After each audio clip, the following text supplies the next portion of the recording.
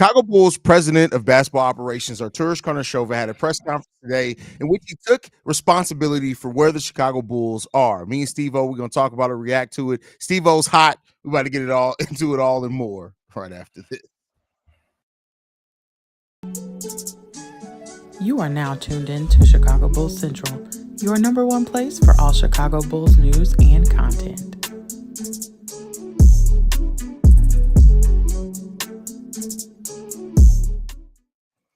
What's going on, Bulls fans? Welcome to another episode of Chicago Bulls Central, your number one spot for everything Chicago Bulls related. I'm the host here, Haize, joined by Steve-O in the building, and we're here to break down a season-ending press conference from the Bulls president of basketball operations, Arturas Karnisovas. And before we get into it, I just want to play. I put together a couple of clips from it. Nothing too long. We're going to play that first, so you guys can kind of have the form of reference, and then we'll get into it. That's what I was hired, that's where I'm here, and my mission remains unchanged. I like what Billy has done here for the past 4 years. Billy's someone that you build a program with. He's a very good coach and even a better human being. We established a winning expectation, we defined a profile for the Bulls player, and we put emphasis on player development. It is also on me to facilitate Billy with the resources he needs to build a team that can be successful consistently. The questions I can answer today are questions about the past season. I'm planning on sitting down with the staff for exit interviews. Then I will sit down with Billy, Mark, and our front office to figure out what's next, what worked, what didn't. We will look for ways to improve, and we will address our shortcomings through the draft, trades, and free agency. I take full responsibility, however, and recognizing when changes need to be made, and I believe that time is now. Well, the analysis will start right now, and going into free agency, I think we're going to be pretty aggressive the way we showed before, going into, draft and free agency, and, we obviously cannot roll the same team again and expect different results. So we definitely understand that, even with some of the positivity, with the clutch wins and overtime wins, we're still at 39 and we're playing, and we have to somehow generate additional 10 wins. And even with injuries that we suffered this year, I think we need to change things. All right, Steve-O.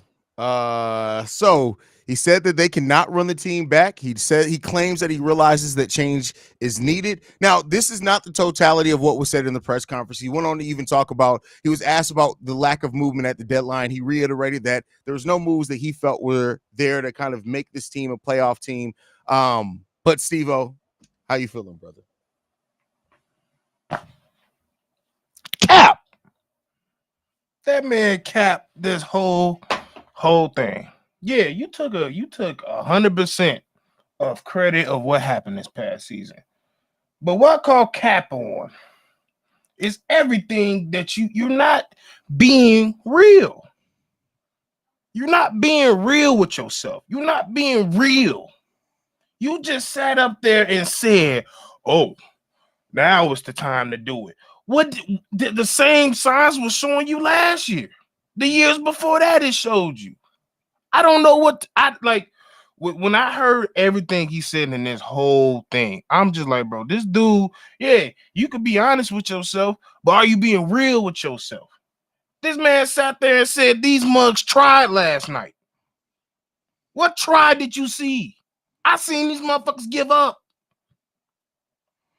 I gotta disagree with you there. I do think that this team definitely did. There was effort at the there was times where this effort and trying is two different things. No, it's not. You got to try to give effort. To me, it is, because if you give up at the end, trying out the window at that point. Well, I mean, at some point, what you did the first 3 quarters is just out of your hands, right? Like, we see that all the time. Like, I'm not blaming the players on this one. To me, the players didn't give up. They were outclassed last night, and they gave a lot of heart at times where they usually would have packed it in my opinion, though. But go ahead.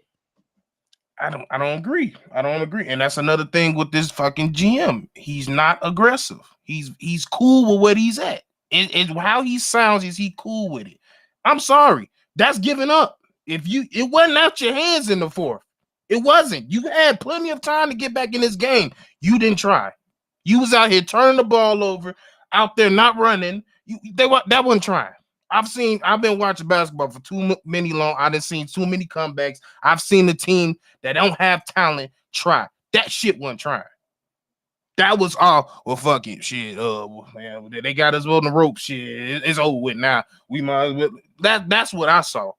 That's what I didn't see the same thing. Like, this is the same team that was fighting it for turnovers in the second quarter. They got the lead down to single digits in the third quarter, and then in the fourth quarter, once they were up by 20 plus with 5 minutes left, yeah, you're not gonna win that game back. No, no. That's not what I mean. There's too many things you could have did. There was no trying no Billy Donovan. You didn't change anything up. You didn't change the game plan. Well, see, trying and having the ability are different things. See, that's the thing. Billy can't make adjustments. Like this is what I say all the time. Like, some people can try to give 100% and give 100% effort and still wind up with a D-. That's Billy Donovan when it comes down to. But I can't say that because there's been plenty of times in the game we've seen this man do an adjustment. It's not that when he's ahead. He Usually when Billy Donovan doesn't, and again, just because we didn't see the results doesn't mean they didn't try. Like, that zone defense. But we're arguing two different things. We're here to talk about the press conference. You're talking about the basketball on the court. So to even say the game last night, this is the first time he's been able to adjust to it last night. But it starts in the off season. So no, it starts way before the offseason. It started 4 fucking years ago. Yeah, and 4 years ago, he built a team that had a solid platform, and you couldn't keep it with injury. You're right. He built it all up, and it crumbled down, and he sat there and sat on his fucking hands and let it wait and see what continuity could do. That's what he said for 3 years. Well, 2 years. That's literally what he said. 3 seasons, yeah. But 2, he said 3, 4, 5, 7, 8, 9, 10. You know what I mean. At the end of the day, when it comes down, Steve-O, and this is where people start saying, you gotta, like, you can't separate you being upset at where the team is and realistic. Like, again, the first season of this team, you're not gonna make huge changes after one season of completely overturning the roster.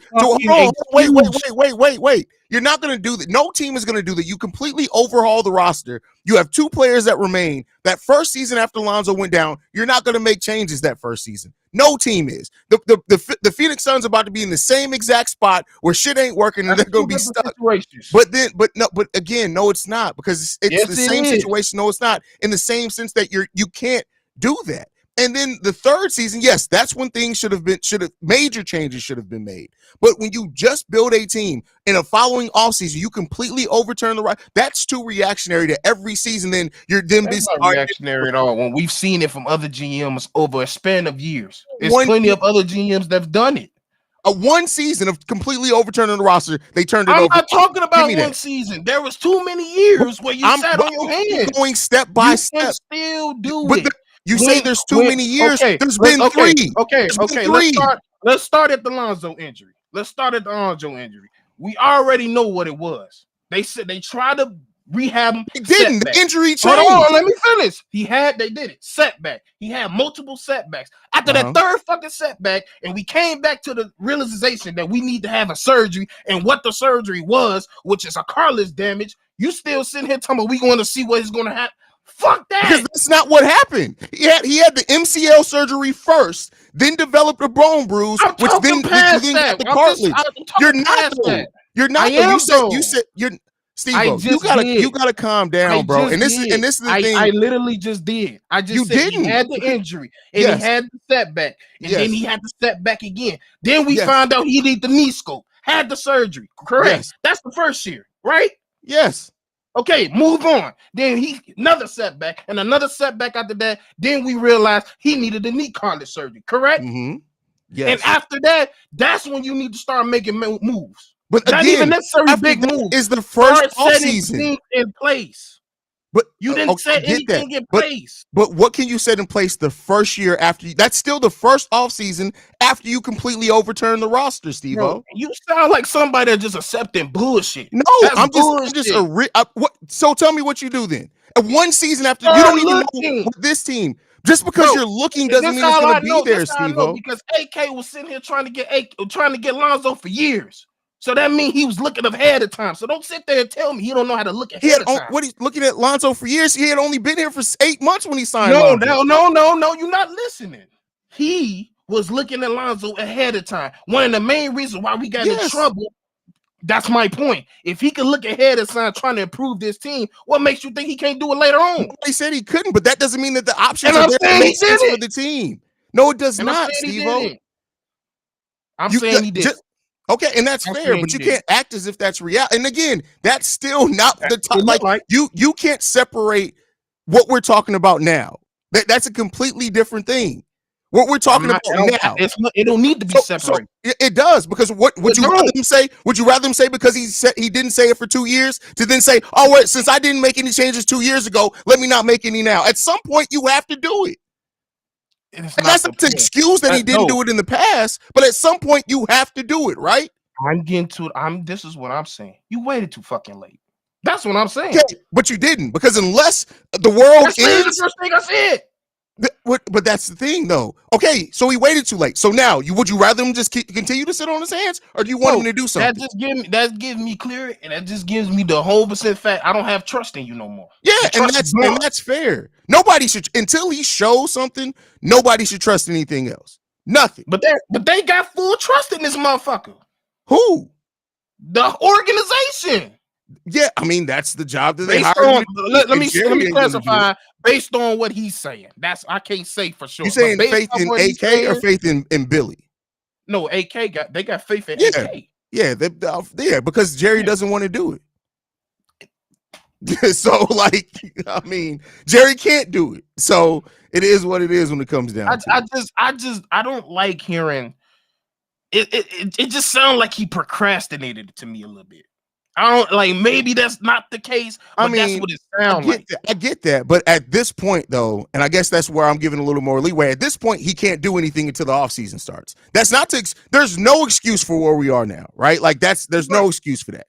But okay, you sat here and said this because last season you said, "Oh, you'll love what we do. Bulls fans are going to be surprised by what we do in the offseason," and you didn't do shit. So to have the mindset of they got to prove it to us. There's nothing wrong with that. They got to, right? But I'm not going to crucify him for what he said. I'm going to crucify him for it if his actions don't follow it up. You said that now, exact direct quote, now is the time for that change. Okay, you're late to the fucking party, AK. We're glad you're here now. Get the fucking job done. Okay, but this is why I'm pissed off, because with everything that's coincided for the last 3 to 5 years, whatever you just said, he says now is the time to make big moves. Yeah. And I'm sitting here like, you show nothing to none of these free agents. He said out his way, we're going to be super aggressive coming into next offseason. Why you didn't do this before? You look terrible. You don't look good to the outside people. That's, to me, if I'm a player, the fuck I'm going to Chicago for? What has he shown me in the last few years to make me think, oh, I could do something over here? Well, to me, just because he does everybody else on the team, it looked like he sat on his hands. Well, it doesn't mean that he has to sign anybody's trade, and so like that, then the players won't have a decision in that case. So the flexibility is always going to be in trading rather than trying to get free agents in here, because we know that doesn't usually work out for the. We just talked about that last night. It doesn't usually work out for the Chicago Bulls. So, but the trading, that's another thing. Like, it's going, and he used the word today that I don't know how I feel. We could get creative. I don't trust your creativity with these trades, especially with Vooch. That's going to be a hard deal to trade. Well, by trading that, I don't think you're going to have to use the relook, because Vooch. Nobody's going to want a Vooch's deal unless you're giving up something with that. Maybe. I'm not saying that they are. Again, I'm not reporting on this, but if the Bulls do look and somebody, let's say a team is interested in Patrick Williams in a sign and trade scenario, you're like, hey, you got to take Vooch with that. There's a possibility. I hope these, but that's my thing. It just, to me, what we've done the past 3 years, it just do not seem conducive of bringing in anybody of good nature. And then with the money situation, it's kind of making it more difficult. It's not impossible that he could get himself out of it, because he got us out of a hellhole when he got here. Yeah. So I'm not gonna say that. To me, it's like, I'm not gonna say he tied both of his hands behind his back, but I feel like he tied one. No, If for you get what sure. I I mean. mean, when you look at like one thing that already tied him is that he doesn't read the market well. You got offered RJ Barrett and 2 first-round picks as a base. Was that a great deal? No. But No, now looking at it, it's probably the it's a best thing pretty that we good could have deal. got after Yeah. Zach LaVine, right? So AK has sat there and let things pass him by. And that's the worst place to be as a president of basketball operations, is that you are behind the 8 ball. You can't read the market. Some of the best GMs, presidents, or whatever are ones that are able to forecast. That is one thing you got to give John Paxson credit for. Not as much Gar Foreman when he took over, but when Paxson was the GM, Oh yeah. usually when we moved off players, moved off Ben Gordon out the league 2 years Out the way. later, right? Yeah. Out the league 2 years later. Gave up on Thabo Cephalosha when he was young and promising. I think he had 1 or 2 solid years. Was basically out the league or back into the bench player after that. Omer Sheik, one great season in Houston, fell off a fucking cliff after that. So Paxson was good at kind of forecasting where things were going to go. Up until this point for the Bulls, AK hasn't shown any of that. Yeah, I think my frustration is I want a more aggressive and more of a lot of people say reactionary, but I'm not. I wasn't asking him to do nothing major in the year 2 to 3, but once year 3 came around, you should have did something. That's all I'm saying. Like to me, that's my whole thing. Is like I am somebody for that's aggressive is not going to sit there and stand for the shit that he's sitting here and watching. To me, there's the best GMs was not going to sit here and let this year happen. That's what the best GM, they don't really do that. They see what's going down the road and they cut it off or they remodel it to some degree. He's still sitting here talking about, I want to see consistency. I want to see continuity. And we like, bro, that shit dead. So Yeah, I guess man. you need to see a corpse for you to realize it was the time to move. Some people don't believe it until they see the body. I mean, the thing is that is he a year and a half, 2 years too late to waking up to this? Yes. But now you got to work even harder to do it, because now we've had now 2 years of looking at this and saying, well, like I said earlier, thanks for coming to the party, AK. You're late, but we're glad you showed up. Now, how are you going to show up in your actions? That's the thing that we need. And that's the thing. Like, I hope he realized, like, at this point, you just need to stop talking, because we don't give a fuck what you're saying. It's about action at this point. Yeah. And like I said, I'm not going to sit here and be like, oh, I'm definitely not in the camp of we need to fire AK. Hell no. Like you said, you got a chance to fuck it up. You should get a chance to fix it. So give him a chance to fix it. But just know that that leash is not as long as it was previously. Yeah.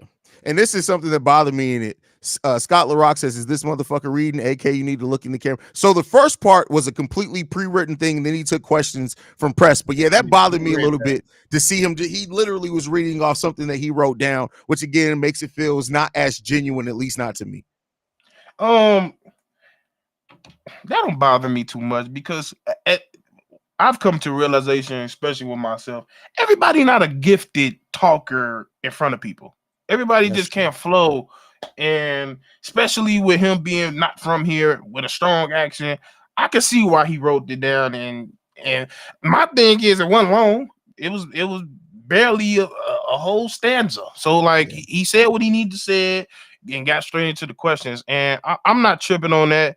Yeah, he kind of sound robotic, so it don't sound good to the ear. He kind of, for the people that like to read into certain things, he's like, oh, he stumbled on these words and this, that, and the third. But I don't really look into it with that.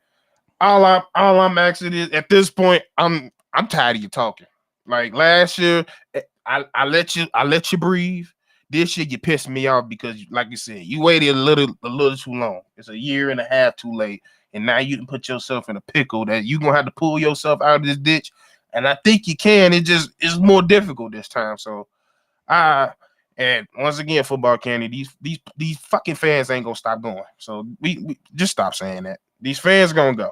We going to go. It's a major market. We going to go to games. That's the unfortunate part. And per the piece there, like I said before, it shouldn't be on fans to make a front office or ownership group care. That whole mindset of we got to do this to move that to do that. Like, no, at the end of the day, fans are what the fans decide to spend their money on. That's their right to patronize and support the players. It's up to, and like I said on last night's show, saying don't show up to games, meaning you want people fired that work at the UC, that their 9 to 5 job is showing up to sell popcorn, that they walk up and down those stands. So that's a stupid mindset to me, because it shouldn't be on That's why I'm fans mad at to him. do something with that. Yeah, it shouldn't be fans to do that. So you should be grilling the motherfucker I'm grilling right now, AK. Because if we shouldn't be blaming Jerry. We should be blaming 2 people, 3 people at the most.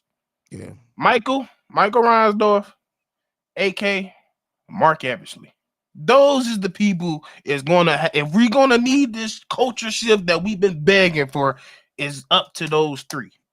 And that's why I'm hoping y'all watch I Am Pissed. You need to build some type of culture. If it don't start with you, you gotta bring in somebody.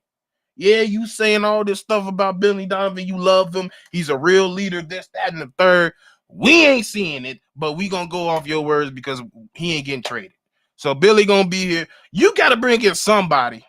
I don't know what it is. Somebody got to come in here and create a culture, because between y'all 3, y'all ain't did shit. yeah. I mean, and that's the you named the 3-headed monster there. It comes down to those 3 people. And I know Mark Eversley isn't one that's usually in front of the camera. That's not too rare. There's sometimes where the front office does certain things, but both these guys, AK and Mark Eversley, both suck at talking. Let's just be clear. Very and it goes back to that. Yeah, it still goes back to my point. Show me. That's it. So when you say things like, to me, Steve-O, the thing that now that AK is here, right, that he's arrived and said, we can't run the same roster back. It's on me that we don't have a roster that wants to compete. He reiterated the fact that he's here to bring championships to Chicago. So to me, now you said, because last couple off seasons you've been preaching continuity. Now, if you say that, and I get it, yes, he also said he wanted to bring Pat back here. Realizing it needs to be changed doesn't mean say, oh, we're not re-signing anybody. And again, you want to maintain that flexibility, even if you do move to it's chess, not checkers. But now that you've said that, that's now what you've laid out. That was the expectation that you've set. If we are looking at this same roster next year, and Zach LaVine, DeMar DeRozan, and Nikola Vucevic, and all 3 of them are sitting their happy ass at that season opening press conference, I am cooking the absolute shit out of everybody. This is my last time. I'm giving you this one last offseason. If it's not that, it's about to be bad. I ain't gonna lie. If he fuck up this off, I'm not even gonna be mad at that point. I'm just be like, I don't know what the fuck we gonna do at this point. Because that's the scary part. Because even with other sports, we seen when a new president come in town with that culture, that's where the culture start. And sometimes, not to say that if you bring in certain type of players, which we seen with Noah, Derek, Luau Dang, they run the culture more than possibly we could say more than Pax and Guard did. But I feel like what we want to be, what we trying to get to, we trying to win championships and win multiple of them. So if your mindset is I want to win championships, you really have to really dig down, really sit down with your team, come up with some trades, come up with some movement pieces, and build a culture. I don't know what you gotta do. I don't know if you gotta start barking at I don't give if you gotta start a training camp and you gotta treat these mugs like college at this point. I don't care. Do something, because we ain't had a coach since Jimmy left. Yeah, we haven't. And that goes back to who's going to hold people accountable both on this roster and off the roster. It's in the front office. And right now the Bulls are a franchise where nobody seems to be holding anybody else accountable, and they don't seem to be holding themselves accountable. That's why AK said the thing that is probably the worst for him to say if he wants to try to calm down the fan base. You said you can't bring the same roster back. So now what? So, because I'm telling you, if you bring this same team back, you're gonna get smoked. You're gonna get nothing but smoke around here, and I can't tell you that. Hold on, I got JK be so wrong. JK, go look at what the first move that Tim Connolly made, that he made a big decision on, I believe was the Aaron Gordon trade. AK is the one who drafted Jokic. He's the one who hired Tim Connolly. So come on, bro. Like, I get it that I get it that we have problems, but y'all can't try to start having revisionist history. You just can't do that. Yeah, because he didn't join them until what? He joined them in 2013. He joined I think he was with them for a minute, but he didn't become the president until 2013. Yeah. So it's like he didn't have that power until well after. Yes, he was there when Jamal Murray was drafted. Yes, he was there when Jokic was drafting, but those were still AK decisions. Yeah, he didn't pull that trigger. Yeah. So that's the thing. Like, he did, like, and no, like I've been saying, even in my rant, and there's no way I'm saying AK is garbage, because, like I said, for him to bring this team into national media spike, making us be one of the best teams in the East at the short time they did, it was moves. He even took a little chip on the armor for taking that for getting in trouble with Lonzo, because he was trying to get him earlier. But at the end of the day, like you said out your mouth, it's my fault that we in this position. It's my fault that we don't have a competitive team, and it's up to me to change that, to bring more championships. And that's starting with, I cannot bring the same team back. And like you said, as some of these people said in the chat, you did a little something. You found a little some things. You got Shinogo, you got Terry, you got Green, you got White, Ayo. You found some people. But at the end of the day, you got to bring this puzzle together. And I don't know if I pray at this point that you figure it out, because I can't take another year like we did last year or this year. I can't do it. Yeah, I mean, and that's where I think where all Bulls fans sit, right? Like, you can only keep looking at the same thing for so long and hoping that it changes. And and to the point, we knew coming into the season the biggest change that we could have was one of the young guys stepping up. There ended up being two of them, Kobe and Ayo. They did. And they did. Right. But unfortunately, because of injuries, we ended up staying exactly where the fuck we were. One game less because of that. So, change is needed on this team. And I love that he was also asked about Lonzo Ball and the career-ending injury exception. And he said they're going to review it and give it about 2 months. And that's something I've been saying, is that by the draft, if Lonzo isn't cleared, I would love for the Bulls to file the career-ending injury exception. And it seems like AK hasn't shut the door on that. We've heard from KC that they were open to moving it for a large deal at the trade deadline. Now AK said that they're going to review it in a couple of months. Let's see, because that could drastically change the Bulls off season as well if they do decide to do something. Yeah, like that. He did say it's a business element, it's a basketball element, it's a personal element when it comes to that. He did say he's been out of his words, he has been recovering good, and there hasn't been any setbacks, which probably the most positive thing I've heard this whole thing is he said there's no setbacks. And that's one thing Lonzo been dealing with since he been injured, was multiple setbacks. So to hear that he don't have no setback, that was just a good light to hear. So I'm cool with that. It's just, I hope you get serious how you talking, because this is the most serious you've sounded in the last 2-3 years. So you said you got to move, so let's move. Let's get it cracking, because I can't deal with it no more. None of us can. Agreed. And the time for talking is done. Now it's time for action. I'm sure we'll get some interviews from the Bulls players as well. I love that at the end of the game, most Bulls fans, like even DeMar DeRozan, says he wants to win. Everybody wants to win.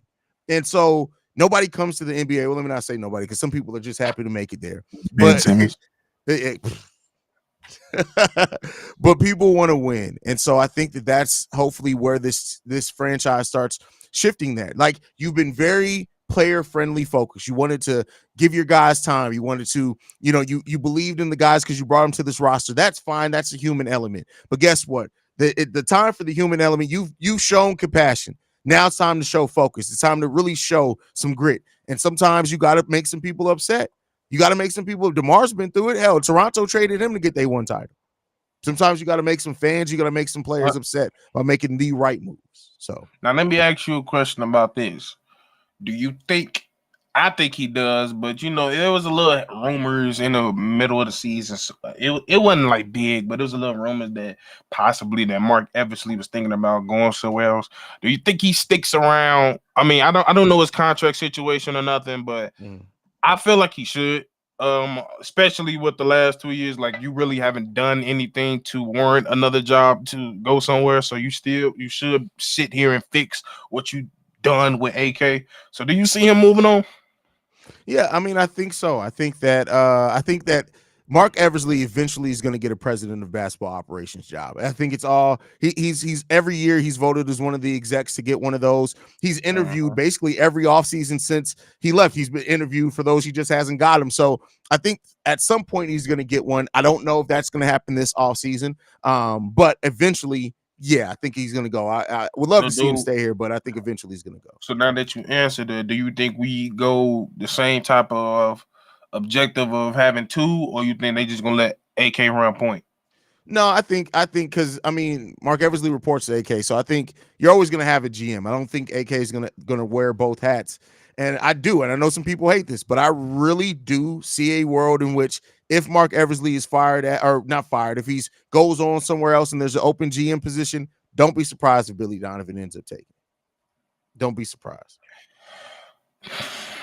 I'm just telling y'all right now. Do not be surprised. To me, he will get the point guard he wants in that situation, but I don't know if he's capable, because I don't know if he ever had, not to my knowledge, he ever had that type of power or even close to other than power, in college, no. Yeah, so like that's a risky thing to do.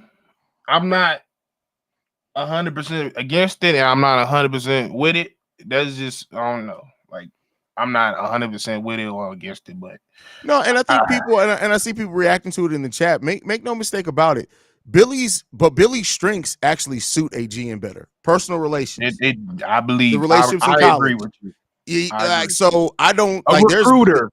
Exactly. Hell, there's been some GMs that sucked as GMs that were better as coaches. There were some coaches that sucked as coaches were better at GMs. So Brad Stevens. Yeah. I'm just saying, like sometimes you can't get it done in certain roles, and sometimes that elevation into something that you're better at. And I do. Like, I'm glad that you said that, because to me, that's why I say I'm not 100% against that, because I seen what he did at Florida. I've seen the type of people he's attract. You see the type of respect he get across the league. So the only thing is, I wouldn't want him to do both. I don't want him to be coach. No, GM. the dual GM coach role. No. Yeah. If you're gonna move over to be a GM, just be the GM. Yeah, and then we get a new coach in here. So yeah, I'd rather him do that, especially right now. Yeah, I want to go find a coach.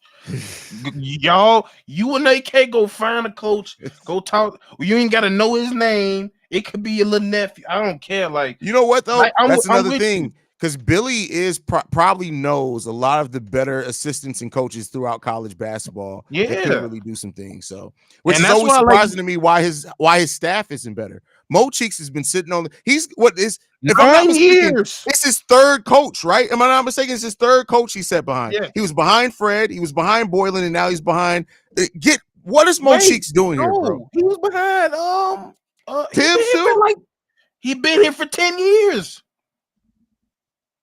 I've been trying to tell y'all that. Like, y'all think I hate Billy. I can't stand Mo Cheeks. He's literally there for development, and we ain't developed nobody in 10 years. And he been here for 10 years. Take your old ass to retirement. Go brush them gray ass hairs and sit down somewhere, because you ain't tell. Every time we see you sitting there, do you know there's been so many times where they don't even talk during the games? I don't see them conversating. I see Eric supposed to be turning around. Y'all see what that just did? We ain't talking. That's another thing. Build a new staff. Yeah. Build a new staff, Billy. If you're gonna sit there, you need help, clearly. Build a new staff. Because this staff is garbage. It been garbage. You could probably keep Chris Fleming.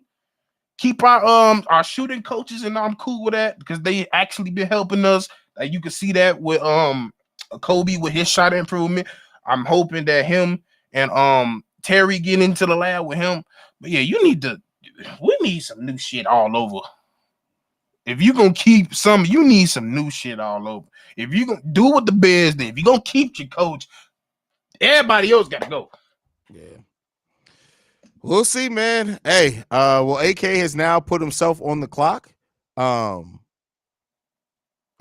says that Mo Cheeks came with Billy Donovan. You dumb mother. Hey, Do you want me to prove how foolish?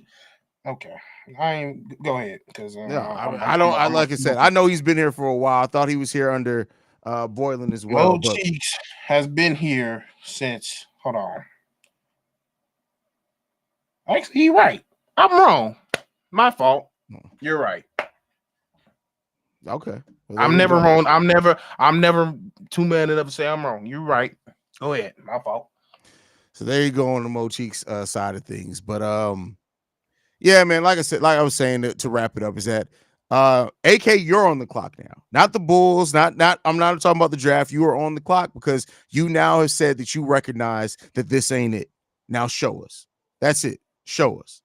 So if you're not going to do that, then we're going to have some problems. And I think ultimately when it comes down to it, like you can only talk so much. And AK for the last 2 years, because he did build a team and he refreshed that team. But for the last 2 years, you've largely not done very much. Go out there and get active. Go out there and get active. So any last thoughts, Steve, before we get up out of here? An assistant coach. He was the assistant coach for Billy at OKC. Makes sense. But he still ain't developed. Are you confusing Mo Cheeks with Pete Myers? Who now Pete Myers was here for forever. Pete Myers, that's we all don't look alike, Steve-O. Sometimes.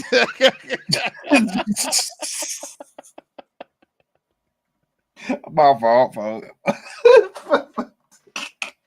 Sometimes, bro. Pete Myers, bro. They now both Pete got Myers was here for forever. Yeah. Pete Myers definitely. That's who the one because he's been here since he been here multiple times. He was back there in '93. Yeah, so my thing is, there's too many assistants. There's too many coaches we could have got.